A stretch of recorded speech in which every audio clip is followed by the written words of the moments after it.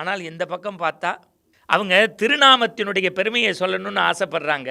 நம்ம இப்போ வைணவத்தை பார்த்தோம்ல, இந்த குரு சேனலுடைய நோக்கமே, ஏன்னா இப்போ எல்லாம் ஆன்மீகம்னா உடனே 10 பேர் பிரிஞ்சுக்கிறான்.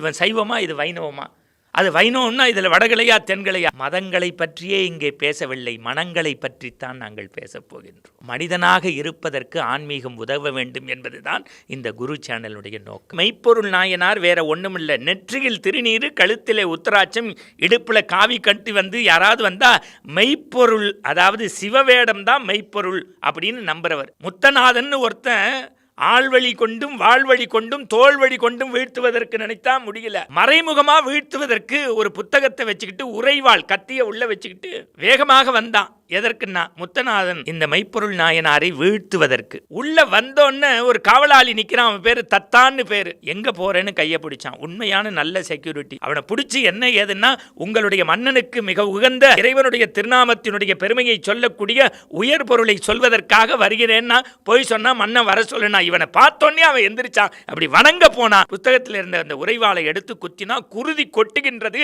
எதிரில் வேகமாக வந்த காவலாளி அப்படியே அந்த உரைவாளை எடுத்தான்.